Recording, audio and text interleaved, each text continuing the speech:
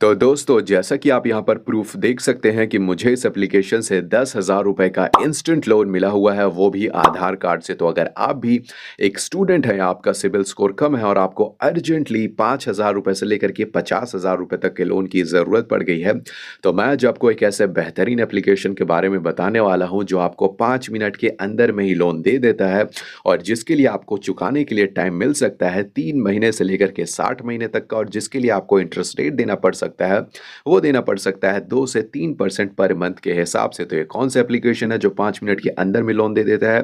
तो देखो, इस एप्लीकेशन का नाम मैं आपको आगे चलकर बताऊँगा, उससे पहले आपको पूरे प्रोसेस को दिखा देता हूँ, जिससे आप वो एक बहुत बड़ी गलती ना करो, जो ज़्यादातर लोग कर देते हैं, जिसकी वजह से उन्हें लोन नहीं मिलता। तो है ना? तो इसे इंस्टॉल करने के बाद आपको जो है कुछ इस तरीके से ओपन कर लेना है।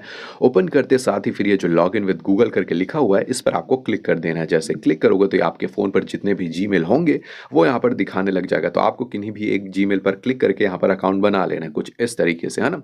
तो जैसे कि देख सकते हैं, फिर ये कुछ इस तरीके से आएगा, तो ये जो नॉट नाउ है, इस पर क्लिक कर देना। उसके बाद ये वाला पेज आ जाएगा डायरेक्टली। तो मैंने जो है ऑलरेडी यहाँ पर से लोन ले चुका हूँ, जैसे कि मैंने बताया। तो यहाँ पर जो है आपको क्या करना है, आपको अपनी डिटेल है उसे डालनी। तो सबसे पहले यहाँ पर देख सकते हैं, यहाँ पर भले मैंने ब्लर कर दिया हुआ है, क्योंकि मैंने अपनी डिटेल यहाँ पर डाली हुई। तो आपको क्या करना है, यहाँ पर सबसे पहले आपको अपना फर्स्ट नेम होगा, उसे डाल लेना है। उसके बाद आपका जो लास्ट नेम होगा, उसे डाल लेना है ना, ये आपके पैन कार्ड के हिसाब से होना चाहिए। उसके बाद ये डेट ऑफ बर्थ है, यहाँ पर आपको अपना डेट ऑफ बर्थ होगा, उसे डाल लेना है। उसके बाद आपका पिन कोड है, उसे डाल लेना है, आप जहाँ भी रहते हो उसका पिन कोड। फिर यहाँ पर जो पैन कार्ड नंबर करके लिखा हुआ है, यहाँ पर आपको अपना पैन कार्ड का नंबर है, उसे डाल लेना है। उसे बिल्कुल सही-सही डालना है, कोई भी मिस्टेक नहीं होनी चाहिए, है ना?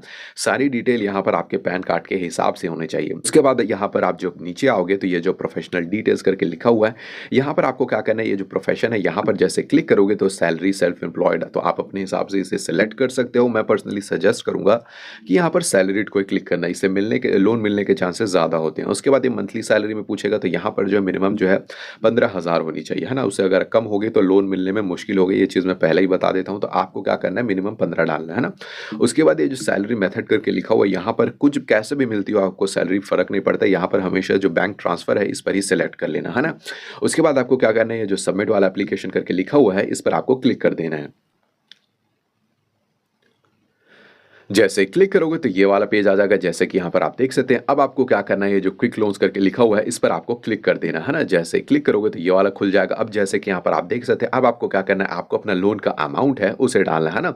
आपको जितने भी हज़ार की लोन की रिक्वायरमेंट है, 5,000, 10,000, 20,000, जितने की भी आपको अपने हिसाब से उसे डाल लेना। पर्सनली मैं सजेस्ट करूंगा कि अगर आप पहली बार लोगे तो ज़्यादा मत डालना, है ना, छोटा अमाउंट का डालना शुरू में, ताकि आपको मिल ही जाए, है ना। तो आपको यहाँ पर डालना है लोन का अमाउंट। उसके बाद यहाँ पर देख सकते हैं, आपको अपनी बैंक की डिटेल है उसे डाल लेनी है। तो ये जो ब्रांच नेम लिखा हुआ है, यहाँ पर आपको अपना बैंक का जो नाम होता है उसे डाल लेना। जैसे स्टेट बैंक ऑफ इंडिया होता है, बैंक ऑफ बड़ौदा होता है, उस तरीके से जो भी आपका बैंक का नाम होगा उसे आपको डाल लेना, है ना। डालने के बाद फिर जैसे कि देख सकते हैं, यहाँ पर आपको क्या करना है, आईएफएससी कोड है उसे डालना है। तो ये कहाँ से मिलेगा, एफएससी कोड मिलेगा आपके पासबुक के सबसे पहले पेज में। जैसे आप अपना पासबुक को खोलोगे तो आपको बहुत सारी डिटेल मिलेगी, यानी कि आपका बैंक अकाउंट नंबर, आपका नाम वगैरह सारी चीज़ें। तो वहीं पर ही ऊपर या नीचे तरफ आपको जो है ये आईएफएससी कोड मिल जाएगा, उसे ही बिल्कुल ध्यान से सही-सही आपको डालना है। उसके बाद फिर जैसे कि देख सकते हैं, यहाँ पर जो आपको बैंक अकाउंट करके लिखा हुआ है, यहाँ पर आपको अपना बैंक अकाउंट का नंबर डालना है। उसे यहाँ पर आपको 2 बार से डालना है, यहाँ पर और यहाँ पर एक कन्फर्म वाला में, दोनों बार में बिल्कुल सही होना चाहिए, दोनों बिल्कुल मैच करने चाहिए, है ना।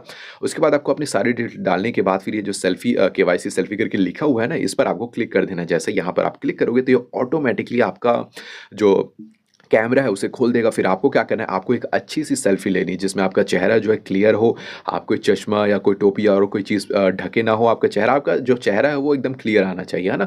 तो आपको क्या करना है, एक सेल्फी लेनी है। देखो, ये केवाईसी के लिए बहुत ज़रूरी होता है सेल्फी, है ना, ये चीज़ मैं आपको पहले ही बता देता हूँ। फिर सारी डिटेल डालने के बाद, अपनी केवाईसी सेल्फी लेने के बाद, फिर ये जो सबमिट वाला बटन है, इस पर आपको क्लिक कर देना है। जैसे क्लिक करोगे तो आपका लोन रिक्वेस्ट यहाँ पर सबमिट हो जाएगा।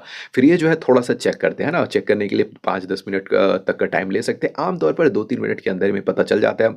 और जैसे ही आपको अप्रूवल मिल जाएगा, तो आपके फ़ोन पर नोटिफ़िकेशन आ जाएगा, आपको एसएमएस आ जाएगा कि आपका लोन यहाँ पर अप्रूवल हो चुका है।